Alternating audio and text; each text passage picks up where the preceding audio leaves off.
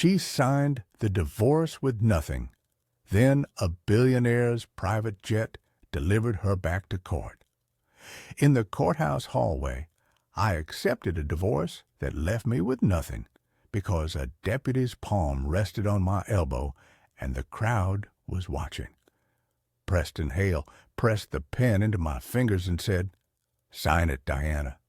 You were never my wife, just my bill." By noon, the same courthouse steps went silent as I walked back in after stepping off a billionaire's private jet. But that morning, the humiliation had teeth. The settlement packet was thick, yet the line that mattered was a single sentence: waive all marital assets.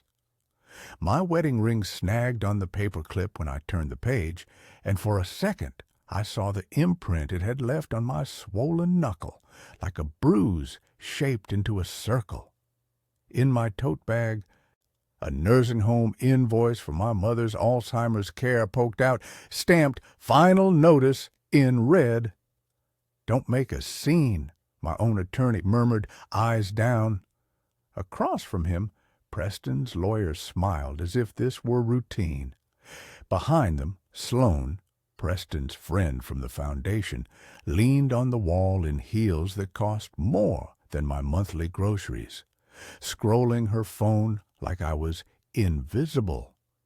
Mine vibrated once. I couldn't lift it, not with the deputy and 2 court officers blocking the exit. But the lock screen flashed a preview anyway. A photo message from Sloane. Preston's bare shoulder in a hotel mirror, his wedding band tossed beside a room key card. Timestamp: 6:12 a.m. today. Under it, 3 words: "He's with me." My throat closed. The hallway air smelled like burnt coffee and floor polish. Reporters by the elevators angled their phones. Preston lowered his voice only enough to sound reasonable. "You're unstable," he said, loud enough for the clerk passing by to hear. "This is for our son. I signed because if I didn't, he'd freeze my mother's care, and he knew it." When I stumbled outside, Sloane laughed softly. Preston straightened his tie for the cameras and walked away like a man who'd won. I didn't see the black SUV pull up until the driver opened the door and said, "Ms. Hale, Mr. Wainwright is waiting." And inside the SUV was a flash drive labeled "Courthouse Hallway Cam, 8:43 a.m., already copied from security. "My name is Diana Hale, 46, and I work nights in the ER at St. Mercy County Hospital." When the doors burst open and the gurney wheels scream, I'm the one who takes the hand that's shaking and says, "Breathe with me." Last Tuesday it was a teenage boy with a crushed wrist from a farm auger. His father kept apologizing like shame could stop bleeding. I cleaned the grit from the wound, called ortho, and slipped the dad my own phone charger when his died, because he looked like the kind of man who would sit there until sunrise. That's who I've always been, the steady one, the one who makes lists, clips coupons, and pretends exhaustion is just another shift to cover. After every overnight, before I even go home, I drive to Maple Pines Memory Care to brush my mother's hair and label her sweaters so the aides don't lose them in the laundry. I don't tell my son Noah that I skip lunch to pay the monthly difference the insurance won't touch. I just pack his sandwich, kiss his forehead, and tell him I'm proud of him for being kind in a world that rewards loud. Preston used to call that noble. Lately, he called it weak. This morning, before court, I woke Noah early, laid out his clean hoodie, and taped a note to his cereal bowl. "Mom loves you. Be brave." Then I checked the bill tucked under my fridge magnet. Maple Pines, past due, so many numbers my eyes went blurry. Preston had promised on Sunday at church we would handle it together. He even squeezed my hand during the hymn like we were still a team. At 7:10 a.m., my debit card declined at the gas pump. Noah's school field trip fee was due today, and I had $27 in cash tucked in my sock drawer. I kept telling myself a husband wouldn't do this on a Monday. At 7:12, a notification popped up on my banking app. Access revoked. When I called Preston, he didn't answer. His voicemail picked up on the first ring, too fast, like it had been set that way.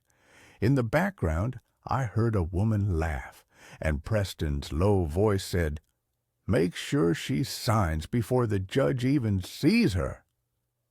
Then my phone lit up with a courthouse calendar invite I never accepted. Divorce hearing, 9 a.m., with Preston's lawyer already listed. I could have walked away from Preston a year ago. I even packed a small suitcase once, 2 scrubs, Noah's birth certificate, my mom's medication list, and slid it under the bed like a secret prayer. But every time I reached for the handle, the same weight pressed me back down. My mother, my son, and the bills that never stop coming. After my night shifts, I don't go home first. I drive to Maple Pines Memory Care while the sky is still gray and my hands still smell faintly of antiseptic soap. Mom is usually in the day room, staring at the television like it's a window she can't open. Some mornings, she recognizes me.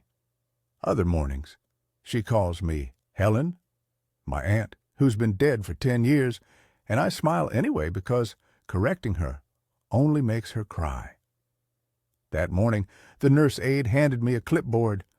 "Administration needs you to sign this," she said, gentle but firm.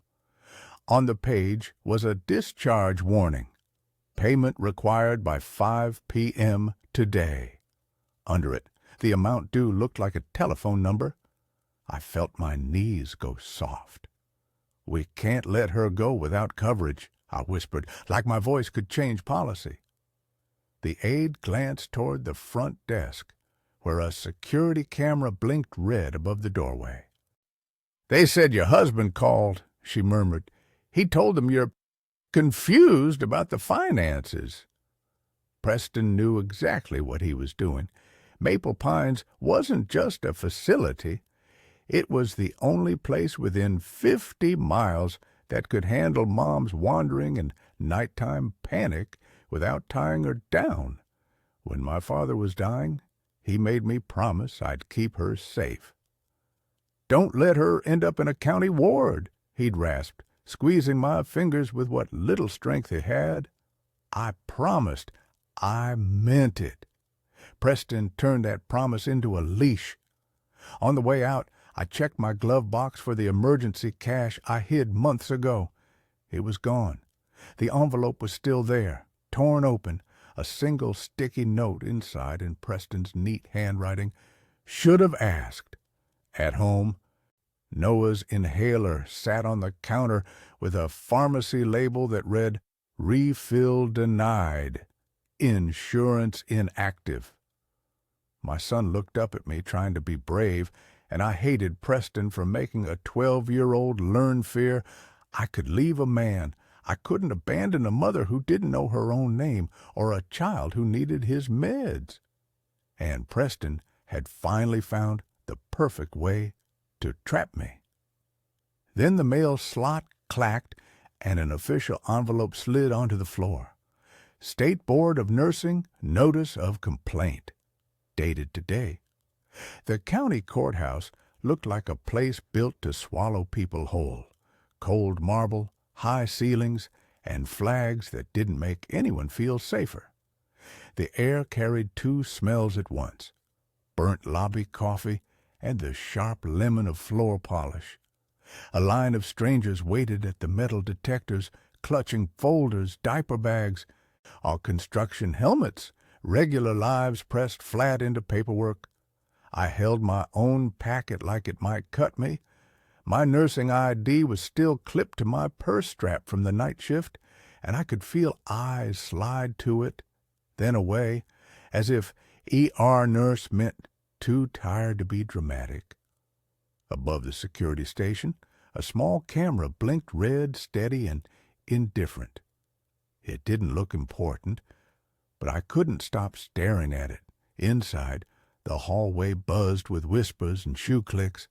A digital docket screen scrolled names in white letters: child support, eviction, probation, divorce. Every few seconds it refreshed, like a heartbeat you didn't control. Court officers stood posted by the courtroom doors, hands folded, faces blank. In one corner, a reporter adjusted a phone on a tiny tripod, pretending to film the wall while listening for anything worth selling. My attorney met me under a framed portrait of some long-dead judge. He smelled like peppermint and panic. "Diana," he said quietly, "please don't argue in the hallway. They will remove you." He nodded toward two deputies who were already watching me with the calm interest of men waiting for a problem. I swallowed. My wedding ring felt heavier than it had in months, as if it knew it was about to be taken off by force. In my tote bag, the Maple Pines invoice bent against the side seam, that red final notice flashing in my mind like an alarm. Across the hall, Preston's team had arrived early and arranged themselves like a photograph. His attorney in a tailored suit, a paralegal with a rolling briefcase, and Sloane in glossy heels, leaning close as if she belonged. Their laughter didn't fit the room. It sounded like it came from somewhere warm, somewhere I wasn't allowed. Then Preston walked in. He didn't look like the man who used to come home in rumpled dress shirts and complain about traffic. Today, his hair was perfect.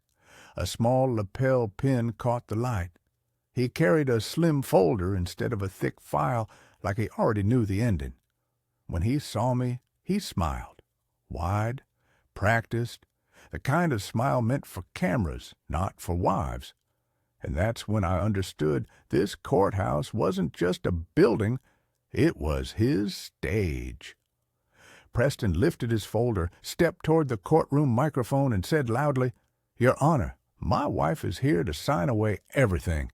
Today."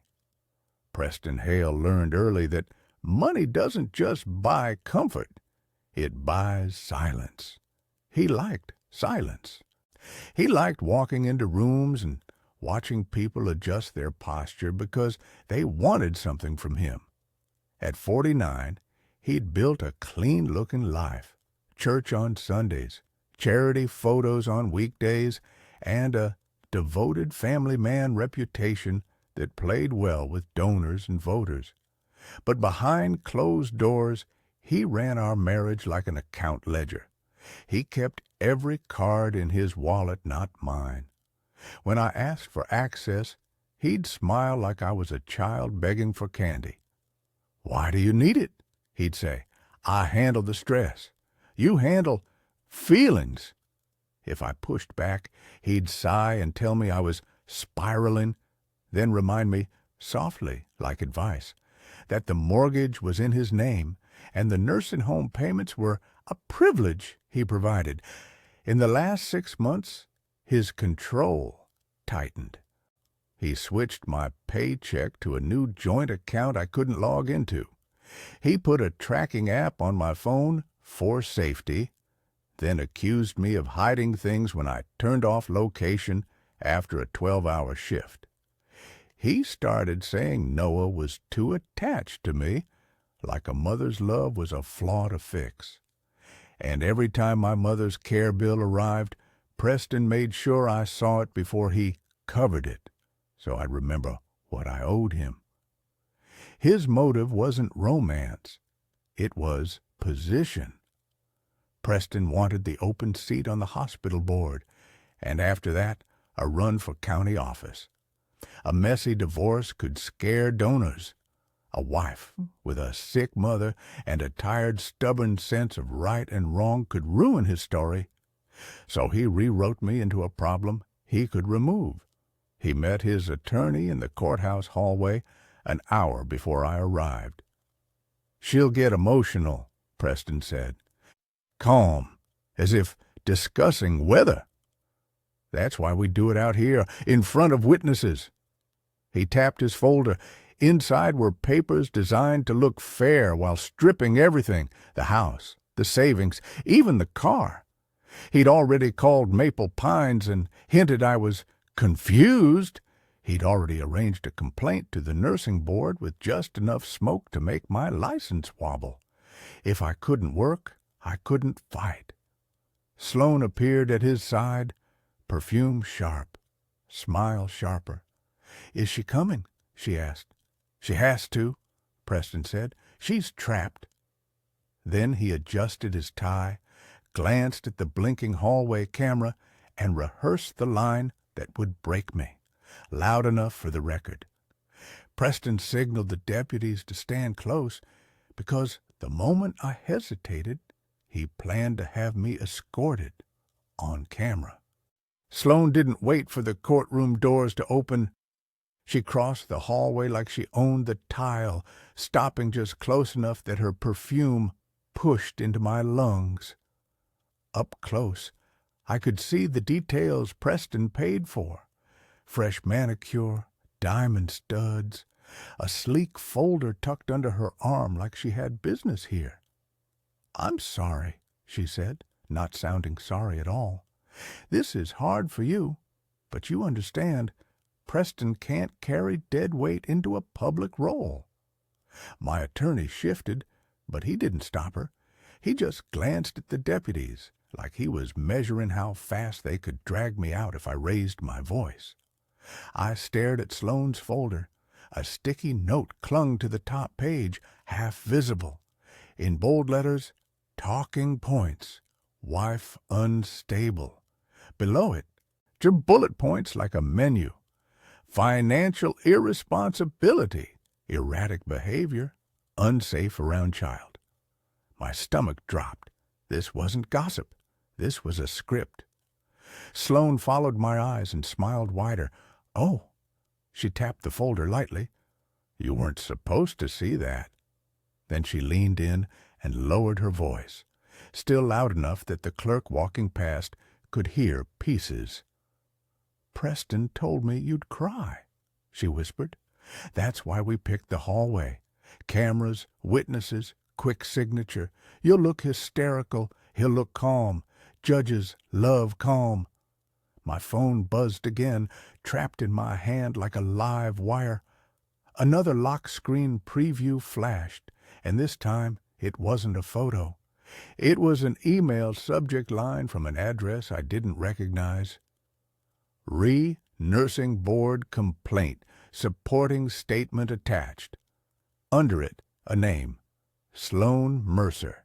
I felt my face go hot. "You—" I started, but the deputy's hand tightened on my elbow, a warning without words. Sloan's gaze flicked to the ring on my finger. "Take it off," she said softly. "It makes you look pathetic." Then, like she was doing me a favor, she added, "If you sign today, Preston will keep your mother where she is. If you fight, Maple Pines gets a call at lunch. Simple." Behind her, Preston watched with a patient smile, as if he were waiting for a bust. He checked his watch, then nodded once to his lawyer. Sloan stepped back, satisfied, and her heel clipped something on the floor, a small laminated card that slid out from her folder. I glanced down and saw the top line before she snatched it up. "Hale Campaign Media Contract, monthly payment schedule." And the courthouse clerk, who'd been passing by, didn't just hear her. She quietly hit record on her phone. Preston didn't wait for the courtroom doors to open. He stepped into my space like a man collecting property, sliding the settlement packet into my arms as if it were a gift. "See?"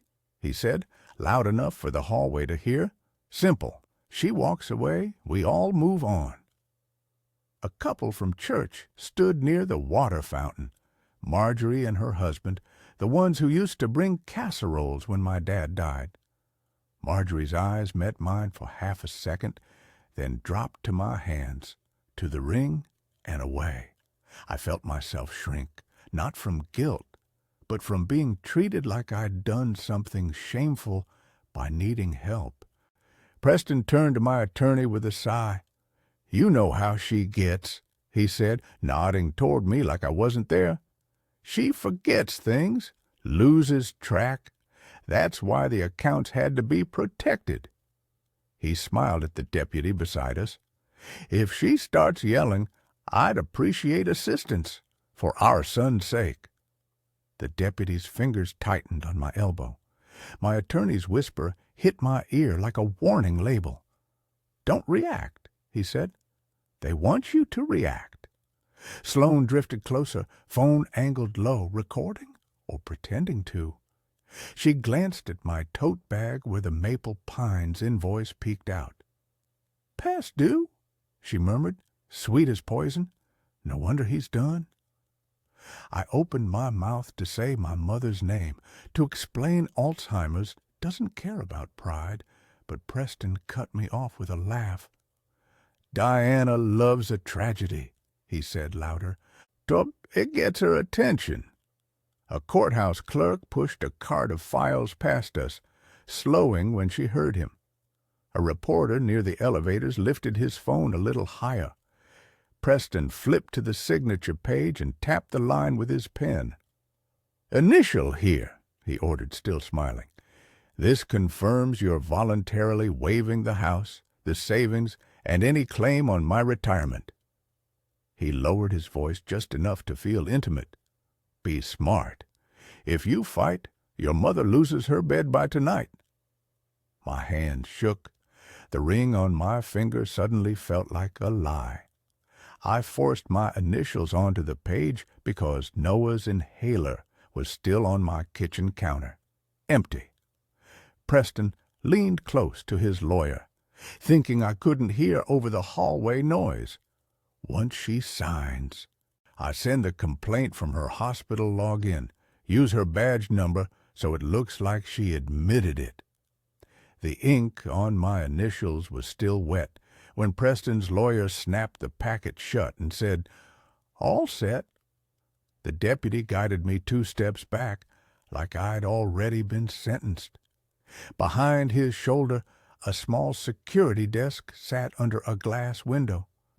3 monitors glowed there, each showing a different angle of the same hallway, marble floor, vending machine, and me, pale and shaking.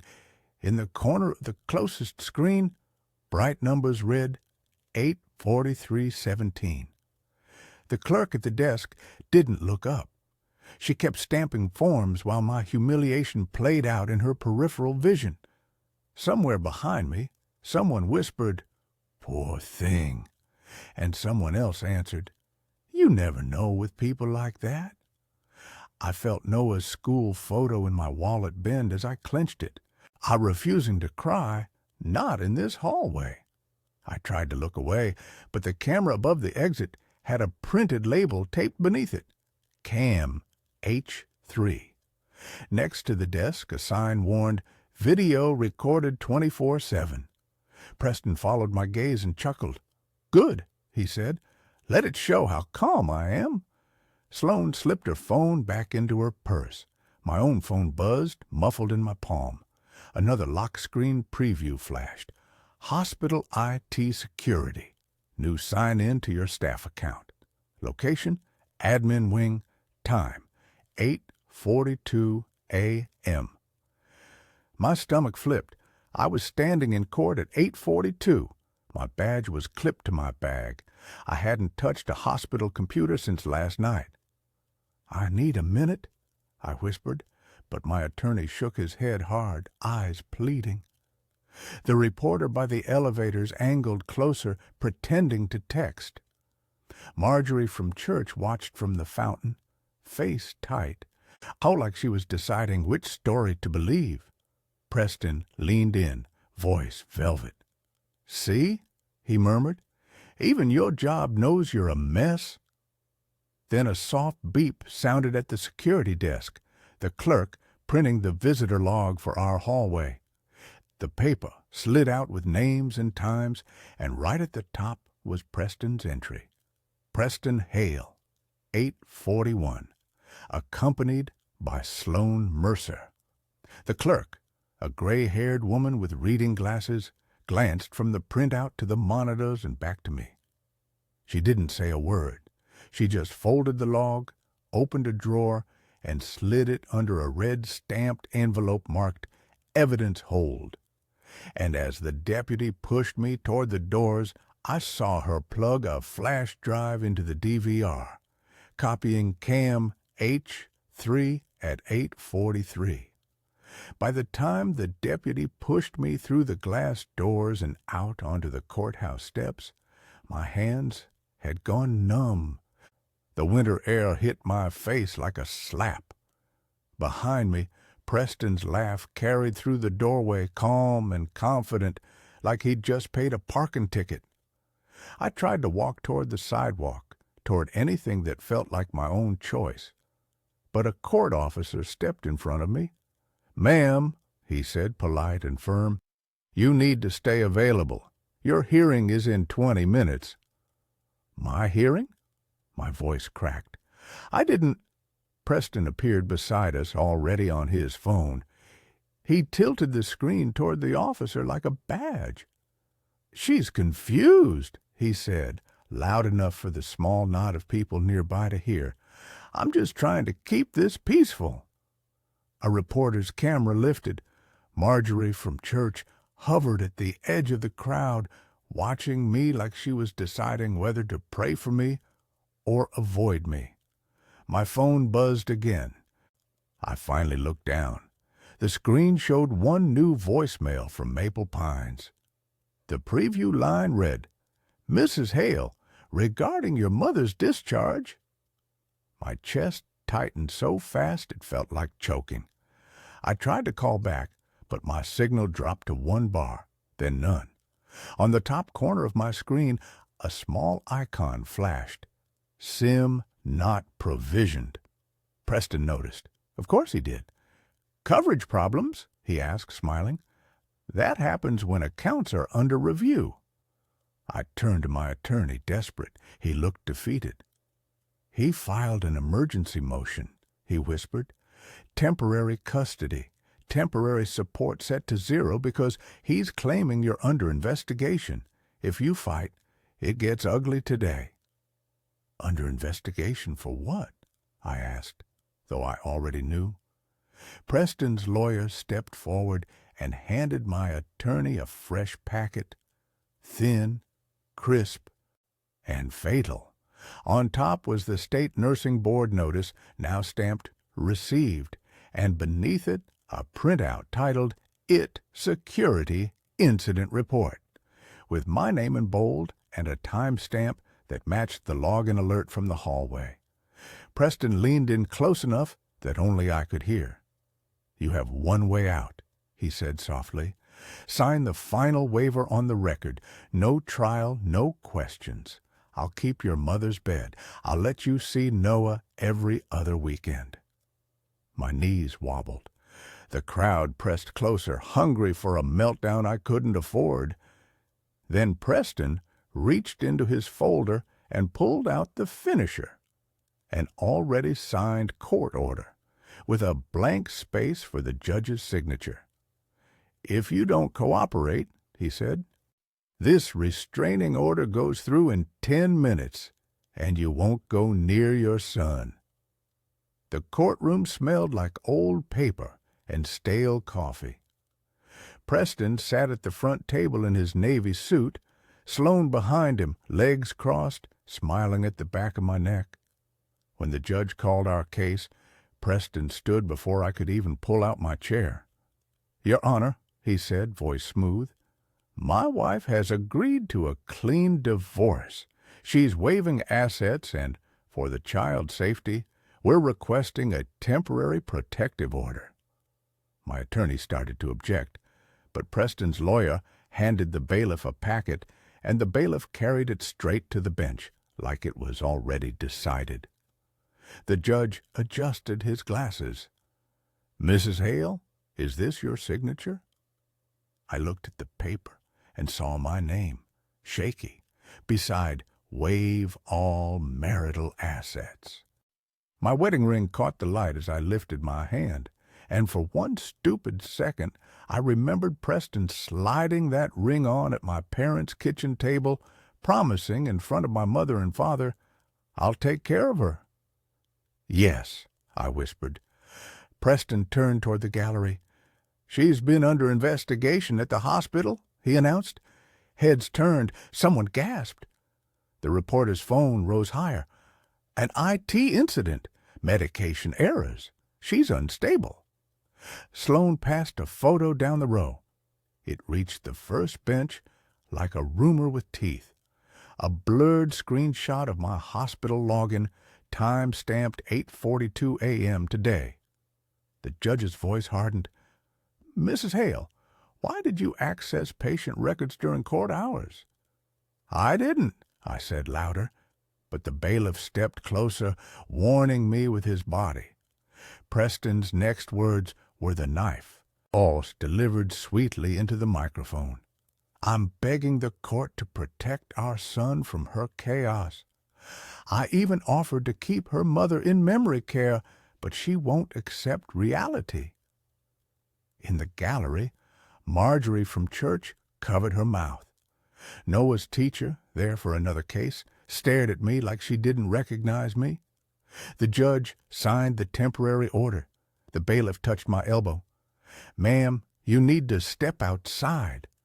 As I stood, Preston spoke one last time, loud enough for everyone. "She accepted nothing because that's what she's worth." Then a clear voice cut through the courtroom.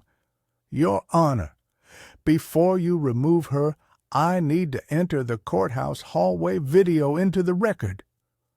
The judge froze, pen hovering. The voice came from the aisle.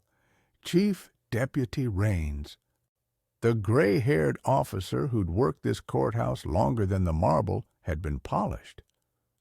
"Your Honor, the hallway camera recorded the signature being coerced," he said. Preston spun, face tightening for the first time, but he recovered fast. "That's irrelevant," Preston snapped, then softened for the room. "She's confused. She asked for help." Whispers rippled through the benches anyway. People leaned away from me like shame was contagious. Marjorie from church pressed her purse to her chest and stared at her shoes. The reporter's phone stayed trained on my face, waiting for tears. A man in a suit shook his head and muttered, "Nurses are supposed to be trustworthy."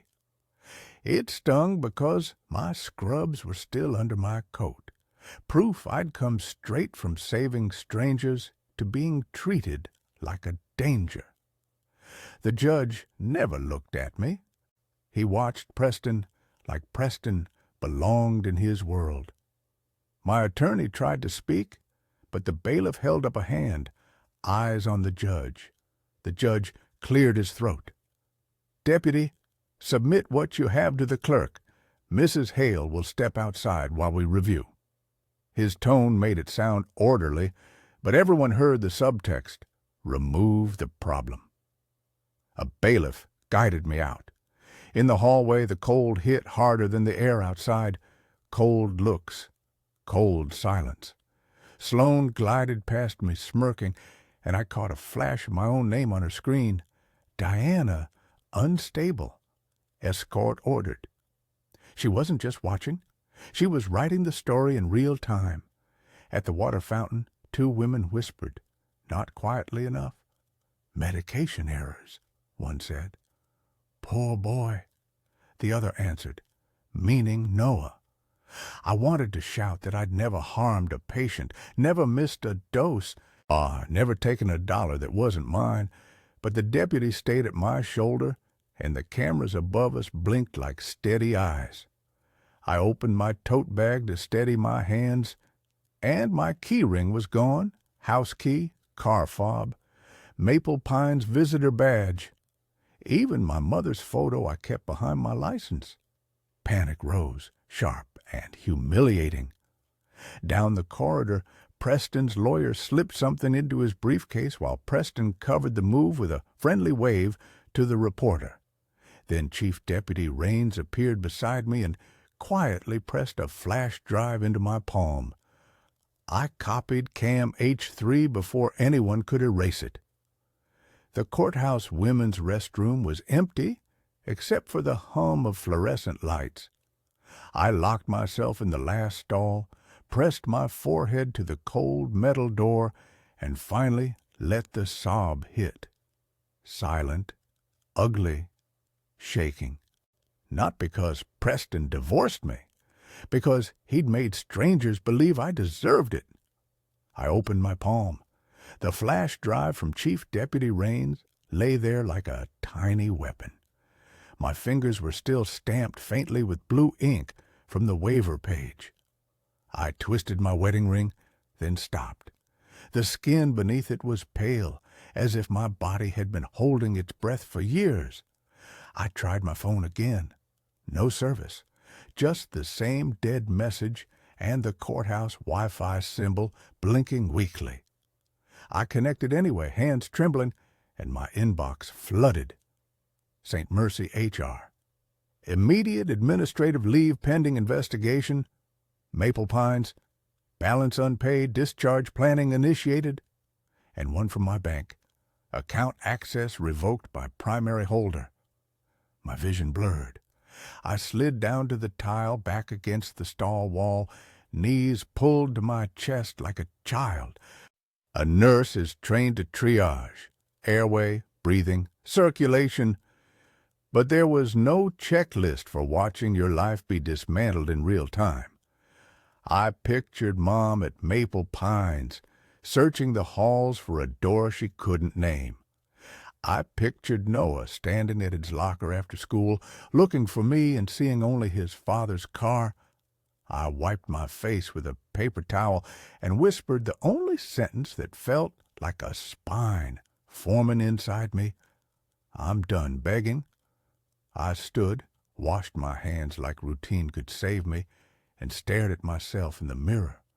Mascara smudged, eyes swollen. But beneath the mess was something else. Anger that had finally found a direction. I opened my tote bag to check the folder Raines had told me to keep safe. My keys were still missing. My mother's photo was still missing. Now Preston had taken them while I was being escorted like a criminal. The bathroom door creaked. 2 women stepped in talking about that nurse and poor little boy, and I realized the rumor had already outrun me. My phone buzzed again on the counter. One new message sent over Wi-Fi. CPS will meet your son today at 3:15 p.m. per Mr. Hale's report. The notification read. The CPS message sat on my screen like a countdown. 3:15 p.m. I checked the time in the courthouse bathroom mirror. 2:38. My hands were still wet when I ran into the hall, clutching my tote bag and the flash drive like it was oxygen. No cell service. I begged the courthouse Wi-Fi to hold long enough to send Noah's teacher a message. It failed twice. On the 3rd try, it went through with one gray check mark and no confirmation. I borrowed a stranger's phone at the vending machines, an older man in a work jacket who watched my shaking hands and didn't ask questions. When I called the school, the receptionist's tone turned cautious the moment I said my name. "I'm sorry, ma'am," she said. "Your husband notified us. A caseworker is already here."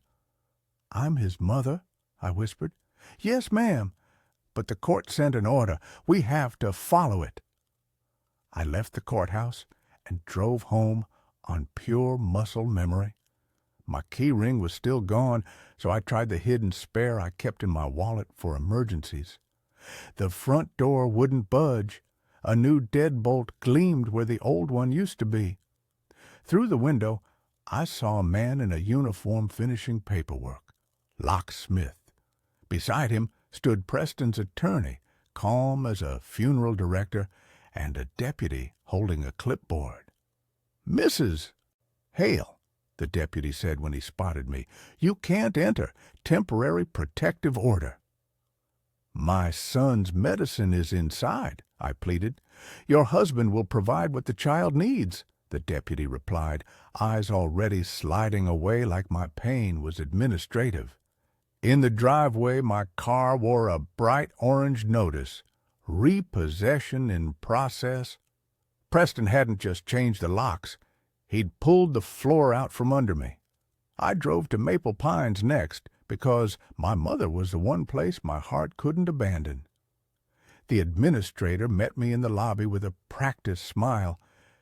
"Mrs. Hale, we received instructions from Mr. Hale's office," she said, tapping a folder. "Your account is delinquent. Discharge transfers being arranged." "To where?" My voice came out thin. She hesitated. "County placement." I walked back to my car and sat there, staring at my wedding ring until it blurred. $27 in my wallet, no home key, no job, no son in my arms, only a flash drive in my palm and a name on the screen that had stolen my life. Then someone knocked on my window and said, "Ms. Hale, I saw everything in that courthouse hallway, and I can prove it." The knock came again, gentle but steady, like someone who didn't want to scare me. When I lowered the window, a woman stood there in a camel coat with courthouse credentials clipped to her lapel, silver hair pulled into a low bun, reading glasses in one hand. Her face carried the tired patience of someone who'd watched too many people get crushed by paperwork. "My name is Marla Keene," she said. "Family law. And before you ask, no, I'm not here for Preston." I didn't trust my voice. I just stared, the steering wheel slick under my palms. Marla nodded toward Maple Pines. "I saw you in the courthouse hallway this morning. I heard what he said. I saw how they boxed you in with deputies and cameras." She paused, letting the words land like a blanket instead of a blow. "I also know your mother's facility got that call, and I know your son's school was contacted." "How?" I managed. She held up a slim phone. "Because someone powerful was already watching Preston Hale for reasons that have nothing to do with your marriage." She leaned closer. "Mr. Caleb Wainwright asked me to find you the minute his security team saw your name on the docket screen." The name hit me like a memory I couldn't place. Then it snapped into focus. A man on an ER gurney months ago. No ID. Blood on his collar. They refusing pain meds so he could stay clear.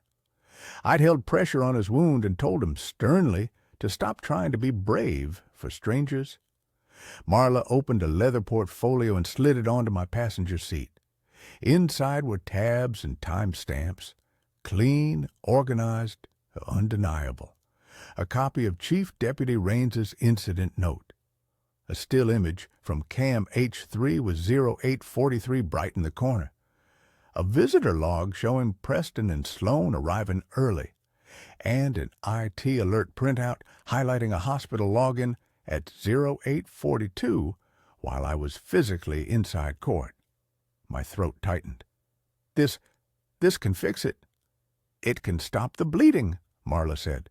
"Emergency motion to lift the protective order. Motion to preserve video. Order preventing Maple Pines from discharging your mother.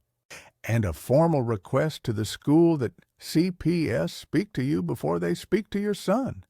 She softened. "But I need you steady, Diana. No shouting, no chasing Preston. You let the evidence talk." I stared at the tabs, at the neatness of truth. Why help me? Marla's gaze didn't waver. Because you didn't help Caleb Wainwright for attention. You did it because it was right. He doesn't forget that. She handed me the phone. Use this. Call your son's school first, then meet me at 6. Conference room B, private terminal office. I'll bring the full file. And when she said full, I realized Preston hadn't just set a trap. He'd walked into a bigger one. The private terminal office smelled like leather chairs and jet fuel drifting in every time the door opened. I felt out of place in my wrinkled coat and hospital sneakers, clutching my tote bag like it was a life raft.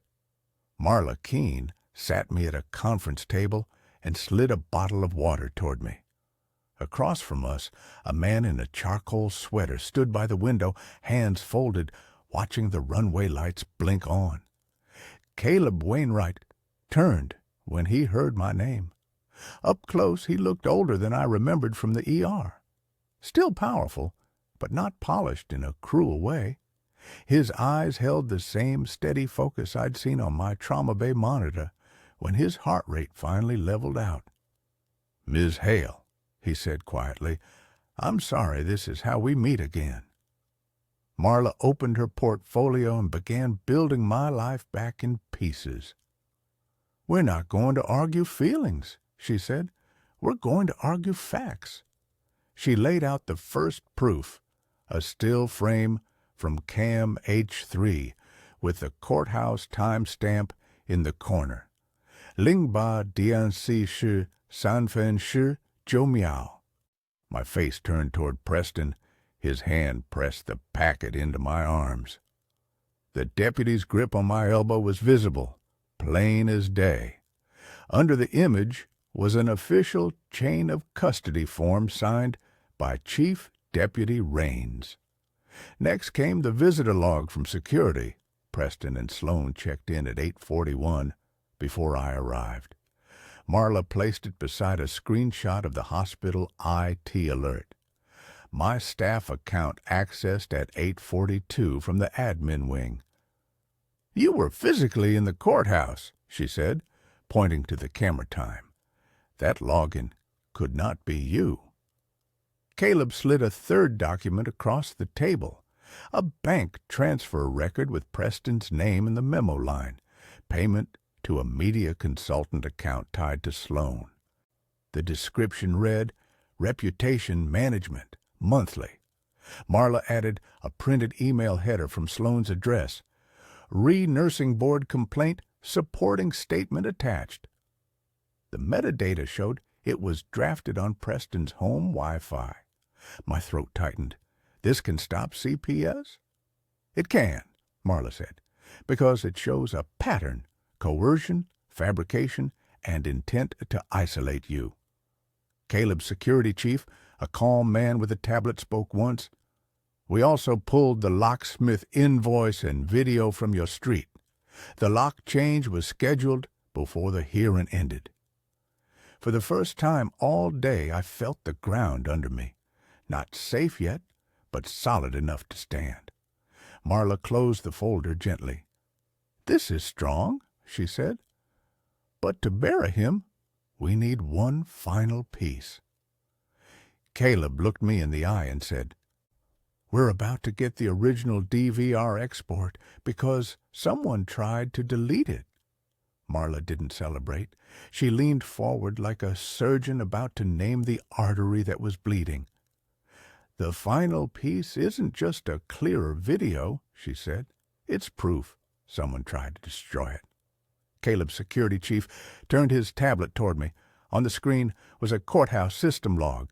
Plain lines, time-stamped, impossible to argue with. 9:27 a.m. DVR export request. CAM H-3. 9:31 a.m. Delete attempt. CAM H-3. Failed. Next to it was an ID number tied to a courthouse access badge. Marla slid another sheet beside it. "That badge belongs to Preston's attorney's paralegal," she said. "Not a deputy. Not you. Someone on his team tried to erase the hallway recording right after you were escorted out. My mouth went dry. Oh, so the copy, Chief Deputy Raines copied it first, Marla said. But here's the twist. The courthouse DVR keeps an internal shadow archive for 30 days. Deleting footage doesn't delete the archive. It creates a tamper flag. She tapped the page. And tamper flags trigger an automatic preservation order if we request it tonight. Caleb stepped closer, voice calm. Preston thought this was a private divorce. It isn't. My foundation's compliance unit has been investigating missing funds connected to hospital contracts. Preston's name keeps appearing in the approvals. He paused, letting the words settle. When I saw your docket and the way he moved you like an object, I knew he'd use the same tricks on anyone. Marla pulled out the third folder, thin but heavy in meaning. Prenup, she said. The one he swore protected him. She flipped to a buried addendum. There's a clause he hid from you. Any waiver signed under coercion or under threat to medical care for a dependent parent is void. He didn't just pressure you. He used your mother as a weapon. That's why he needed the hallway video gone. My throat tightened. And the nursing board complaint? Caleb's security chief swiped to another log. It wasn't from your hospital terminal. It came through a remote VPN tied to a campaign office router registered to Preston's LLC. He looked at me steady. That means subpoenas. That means perjury. Marla softened her tone, but not her certainty. Diana, listen to me. You're not powerless. You are isolated. That's different. She pointed to the documents like stepping stones across a river.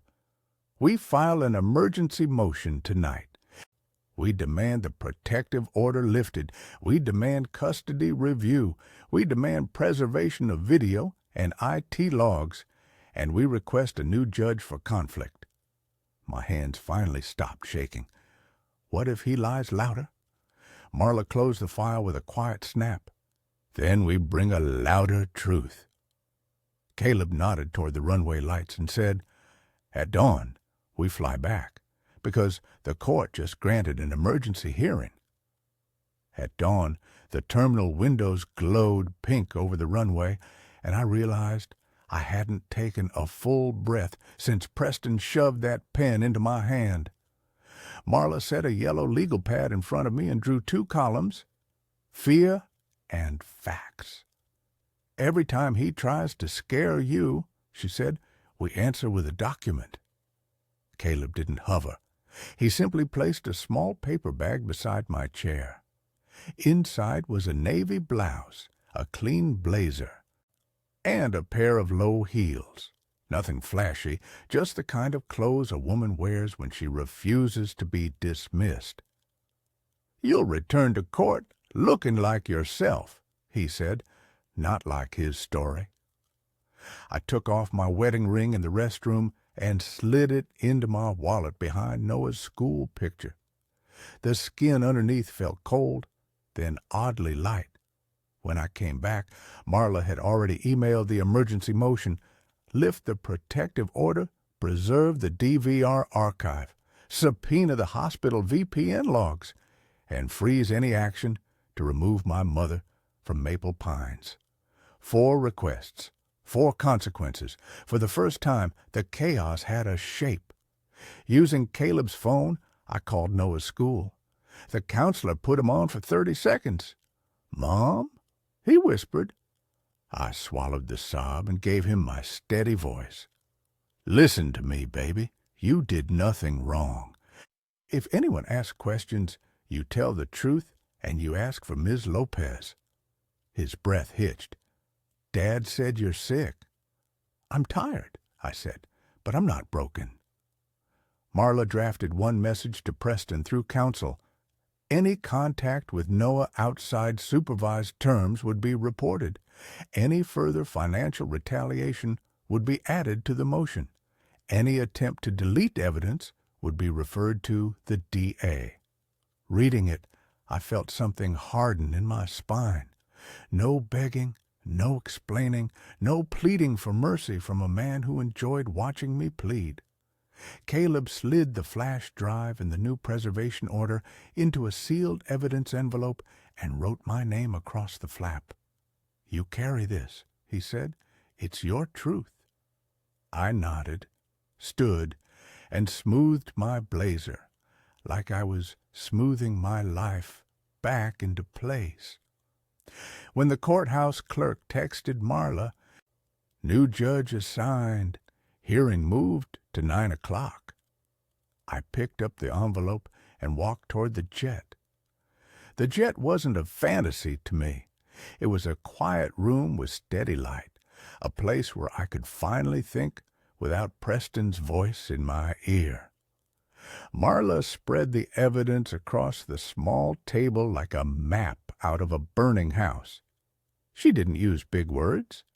She used order. "First," she said, tapping the sealed envelope, "the hallway video and chain of custody. Second, the Tampa flag showing his team tried to delete it. Third, the IT logs proving your hospital account was accessed while you were physically at court." She slid the prenup addendum forward. "Fourth, coercion clause. Fifth, bank transfers to Sloan's reputation management. Sixth, locksmith invoice and neighborhood video showing the lock change was scheduled before the hearing ended." Caleb watched from across the aisle, not crowding me, just present. When the flight attendant offered coffee, my hands almost shook again. Then I remembered the fear and facts list and said, "Water is fine," like I had choices again. Marla rehearsed my words with me, not as a performance, but as a spine. "You answer what's asked. You don't chase his lies. You let me introduce exhibits. If Preston tries to interrupt, you stop and look at the judge." She pointed to one line on the motion. "And when you mention Noah, you say one sentence, 'My son deserves truth and stability.' That's it." I checked my ring once more in my wallet, tucked behind Noah's picture, then shut it away. The blazer Caleb brought fit like it belonged to the woman I used to be before I started apologizing for existing. When we landed, a black SUV waited at the private terminal. The driver didn't make it dramatic. He simply opened the door and said, "Ms. Hale, we're on schedule." My stomach tightened, but it wasn't panic now. It was readiness. Outside the courthouse, the same steps held the same hungry faces. The reporter was there again. Marjorie from church stood stiff near the railing. Preston stood at the entrance with Sloan, dressed like victory. His smile faltered when he saw me beside Marla, and stopped completely when he noticed Caleb. We walked through security without a word. The hallway camera blinked above us, steady as a heartbeat. The clerk at the desk recognized me, eyes widening, and glanced at the sealed evidence envelope in my hands. Inside the courtroom, the new judge was already seated. Before Preston could speak, Chief Deputy Raines entered, carrying the original DVR export, sealed, logged, and ready to be entered as Exhibit A. Judge Ellison looked over Marla's motion, then at Preston. "Mr. Hale, you asked this court for a protective order and a waiver of assets. Before I rule, we will address the allegation of coercion."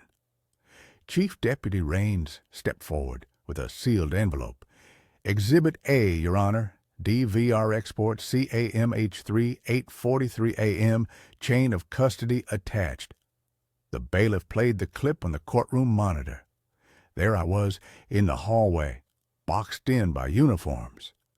Preston's voice filled the speakers, clear as glass. "Sign it, Diana. You were never my wife, just my bill." Sloan hovered behind him. Phone angled toward my face. My wedding ring snagged the paperclip as I tried to turn the page, and the deputy's hand stayed on my elbow the whole time. Marla didn't argue.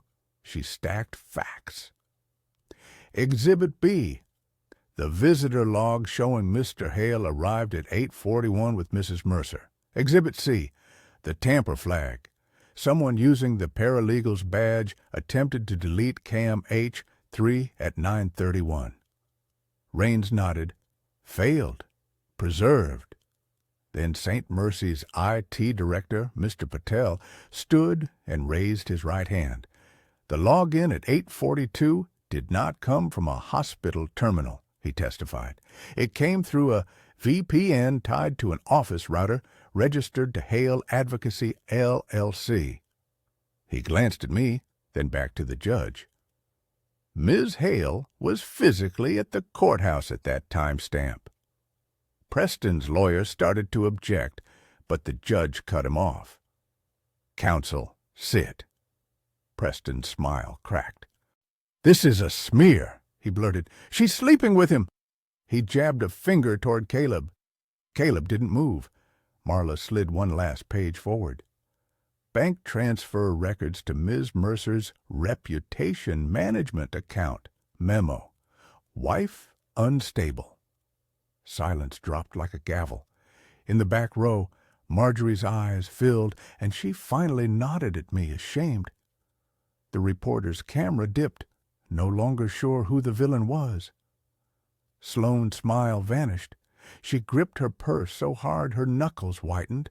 My attorney exhaled like he'd been underwater.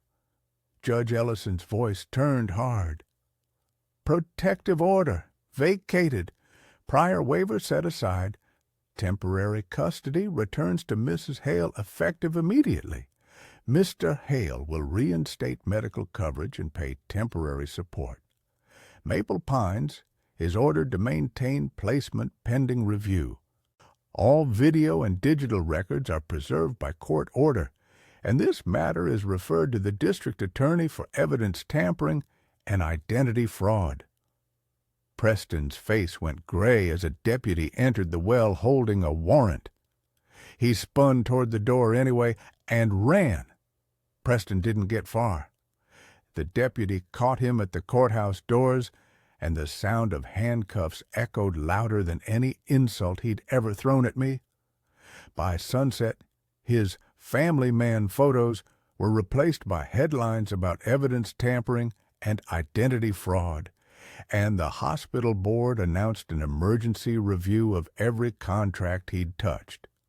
The next morning, Judge Ellison signed a temporary custody order, placing Noah with me. I picked him up at school with Marla beside me, not to intimidate, but to keep everything clean. Noah ran into my arms so hard my knees bent. I knew you weren't lying, he whispered, and I promised him we would never live in fear again. Maple Pines received the court order within hours.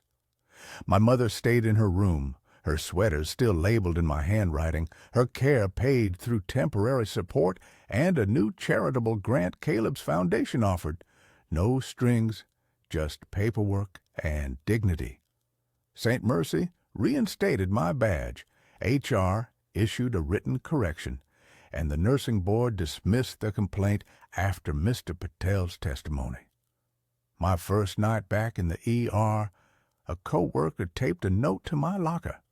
Welcome home. Preston lost more than money.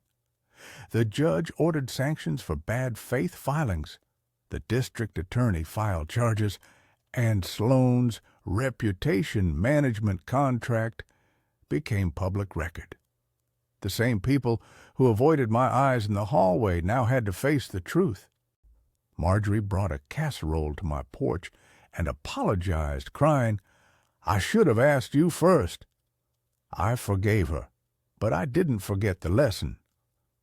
Weeks later, Caleb met Noah and my mother over Sunday lunch at our small rented house. He didn't try to replace anyone. He simply showed up steady and respectful until trust had room to grow. When my divorce was finalized, fair, lawful, and public, I kept my name, my career, my child, and my honor. And when Caleb asked, quietly, if I'd consider building a future with him, I said yes. If you're watching this and you feel trapped, remember, fear thrives in silence. Save records, tell one safe person, let facts, witnesses, and the law speak. Love should never cost you your dignity. So that's the story, wrapped up. And hey, are you still here with us right now? If you really stayed to the end, then something in Diana's fight touched your heart in a quiet, personal way. And maybe that something is the lesson. When someone tries to erase you with money, lies, or public shame, your way back is not louder arguing. It's calm facts, trusted allies, and the courage to stop begging for basic respect.